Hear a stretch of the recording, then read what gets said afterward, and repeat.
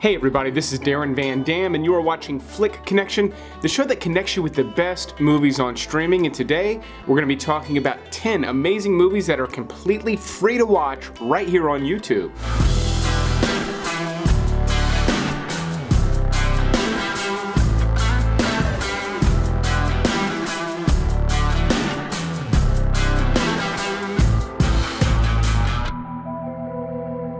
So this is going to be a list of 10 movies currently included, meaning free to watch right here on YouTube. They will have ads, but they're all well worth watching. Now these are going to be 10 lesser known movies, but YouTube has some great stuff free to watch right now. Movies like Tropic Thunder, The Terminator, and The Princess Bride. They've even got movies like Die Hard and Dirty Work included, again, free to watch with ads. But this list is going to start all the way back at number 10 with a little known werewolf movie that actually came out amid all of the Twilight fever, Blood and Chocolate.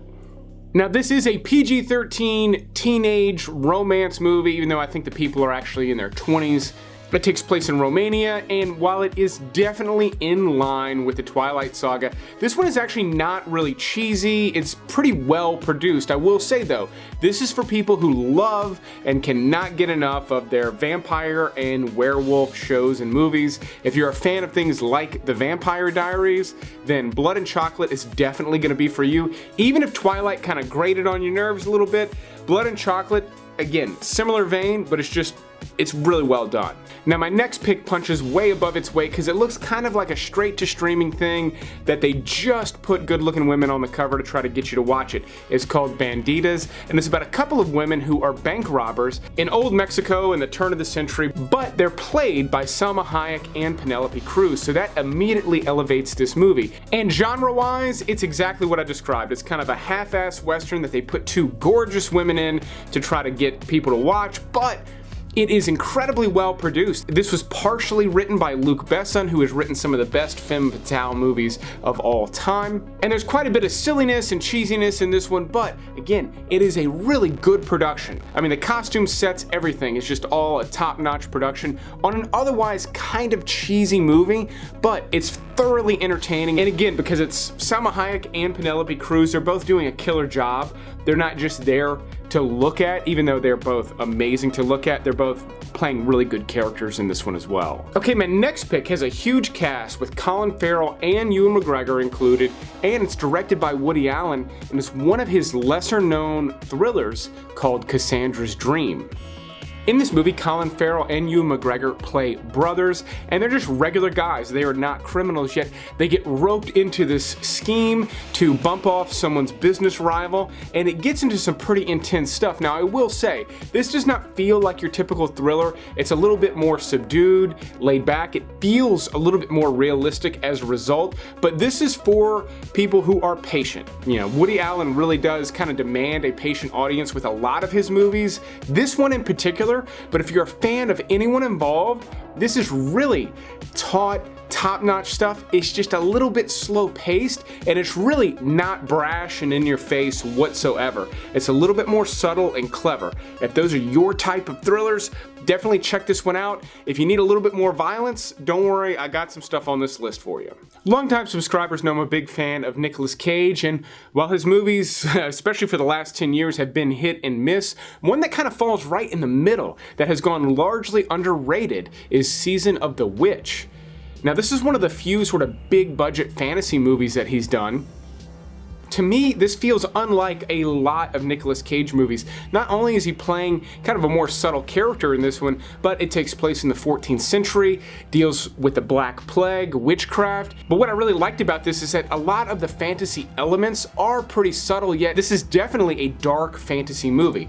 Now, it is PG-13, so it never gets too intense or too dark, but still, for a Nicolas Cage hidden gem that's about 10 years old, this is a really cool watch that for some reason just never really gained much of an audience, yet I feel like this easily could develop into a cult classic over time. Speaking of time though, my next pick is one of the coolest movies that Justin Timberlake ever starred in as the lead role in Time. This is actually from the same writer-director as The Truman Show, and it deals with a lot of similar themes. This takes place in a future where no one ages past the age of 25, and they're only allowed to live one more year, and people literally have a timer embedded into their forearm. That said, this has a lot in common with the classic movie Logan's Run, thematically. Visually, it looks much different. It's got kind of a nice industrial edge to it. Justin Timberlake does a good job in this movie carrying it. But you've also got Amanda Seyfried, Olivia Wilde, Cillian Murphy.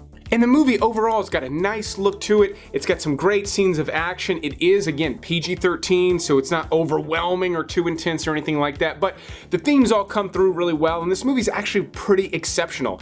It is a popcorn flick, so pop some popcorn and watch this one. This would be a great one to save for a Friday or Saturday night. Again, it's going to have ads in it because it's on YouTube, but for something free, this is one of the cooler sci-fi flicks that they've got right now.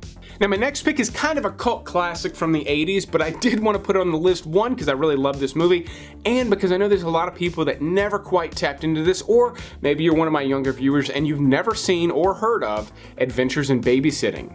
This is actually the first feature film from director Chris Columbus, who is not really a household name, but his movies are. He would go on to do Home Alone, Home Alone 2, Mrs. Doubtfire, and the first 2 Harry Potter movies, as well as a bunch of other classics. Adventures in Babysitting is a solid movie starring Elizabeth Shue as a babysitter who ends up having to take the kids she's sitting for into the city, and they actually do go on a wild adventure. Elizabeth Shue is always great, and this is one of her best movies, but the kids who star in this as well really do help carry it. They've all got great personalities and are fun to watch for the duration, and then you get great little moments like a fantastic appearance from a very young Vincent D'Onofrio, essentially as Thor. He's got a great scene. It's got a great 80s soundtrack, everything. It's a really fun movie to watch, and it is somewhat family friendly. There are a couple of themes that are gonna be a little too much for very young kids, but for the most part, this could be a great family watch, but it's so good that you do not need to watch this with kids or a family or anything. You could totally watch this by yourself and get into the 80s vibe and have a wonderful time with Adventures in Babysitting. But if that's not for you, maybe you want something even more vintage, I've got a great Burt Reynolds flick from the 70s that was actually the precursor to Smokey and the Bandit. White Lightning released just 1 year before Smokey and the Bandit and is similar in a lot of ways. You've got Burt Reynolds playing Gator McCluskey, just tearing up dirt roads because he plays a moonshine runner. But unlike Smokey and the Bandit, he's not just running booze, he's actually out for revenge in this movie, and it's got a much harder edge to it than a lot of Burt Reynolds movies do.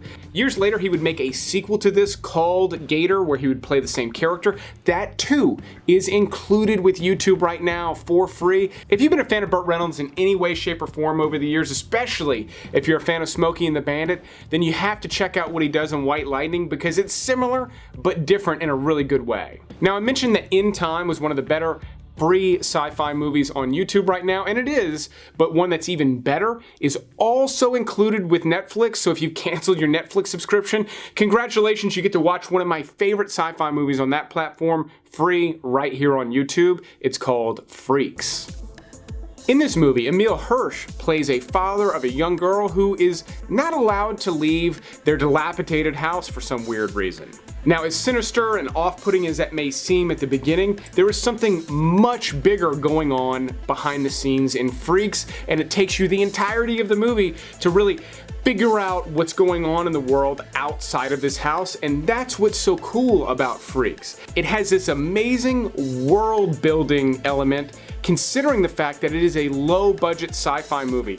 I mean, there are plenty of visual effects in this movie, yet it's not packed with them. A lot of the story is delivered to you with very little assistance from visual effects, and I think that just serves the story even better. I would love to see a sequel to Freaks in the future. It is gaining somewhat of an audience over time as it appears on different streaming platforms, but not only is Emile Hirsch great, the little girl who really carries this thing is fantastic. You've also got a really kind of creepy role from legendary Bruce Dern. He's fantastic in this movie, and the sci-fi elements are all really cool. Easily one of the coolest sci-fi things to catch for free on any platform right now. And I say that because I think my next pick really does not classify as sci-fi, but it's really weird and sci-fi fans are gonna love The Endless. This is from directors Moorhead and Benson, who I mention all the time on this channel. In fact, I just recently recommended their most recent movie, Synchronic. You can check it out on Netflix. Right now, The Endless is free. It's included with YouTube, and it's a really cool flick about a couple of brothers who grew up inside of a cult and decide to go back to visit that cult to try to get some closure, and man, was that a bad idea. This movie goes in much wilder directions than you're gonna expect, again, for a lower budget movie like this. And I think that that serves The Endless really well. I mean, I was caught off guard by how kind of Christopher Nolan-y this movie became. Now, there's not a direct comparison if I'm gonna make any comparisons. Moorhead and Benson are most often compared to H.P. Lovecraft in terms of their themes, but this movie got so twisted and complicated, yet it all still works, but it got so complicated, it really took me by surprise because it's done on a lower budget and you typically don't see things that are this detailed, this nuanced, done at this production level, yet Moorhead and Benson are doing it. I think it's fantastic stuff. This is probably their best movie to date, but that's splitting hairs because all their work is pretty solid. Now for my number one pick, we're gonna go with a Clint Eastwood movie that is easily one of my favorite lesser known Clint Eastwood movies to recommend to people here on the channel, Thunderbolt and Lightfoot. Not only is Clint Eastwood fantastic in this 1974 heist flick, but it's also a really early performance from Jeff Bridges. He had been in a bunch of stuff, TV movies and things, but he was not a big movie star when this released, and he is amazing in this movie. You can really see why he became such a big star. You've also got an early role from Gary Busey in this movie, and one of my favorite George Kennedy performances, second to Cool Hand Luke. Really great stuff all around. There's an amazing heist sequence. You get to see them plan it, and it's got this really trippy 70s quality where there's some wild stuff that would only happen in a movie in the 70s, which is another thing that makes this movie really kind of cool and exceptional. If you're a fan of anything I said, Clint Eastwood, heist movies, Jeff Bridges, George Kennedy, 1974, any of that, trippy stuff, weird stuff, Thunderbolt and Lightfoot is a top-notch Darren Van Dam pick. Please check it out. Do not let the age of this movie scare you off. It really is a cool flick, and it's going to be well worth watching a few ads on YouTube. Again, the full list of everything I've just discussed is in the top pinned comment. I've also gone through the trouble to put links to these on YouTube. Keep in mind, availability will change with time. Eventually, some of these will cost money to watch. That's why you want to make sure you've got the subscribe button clicked and you want to click that little bell icon. That way you get notified as soon as these videos launch so you don't miss the movies before they're gone. If you want even more movie recommendations, please go over to DarrenVanDam.com. There is a link to that in the description. There you can find some movie recommendations right on the homepage. But you can also sign up for my free email newsletter and I'll send you movie recommendations directly to your inbox and nothing else. But I will keep making these videos as long as you keep watching them. Thanks for checking out this special YouTube list, and you will see me on the next one.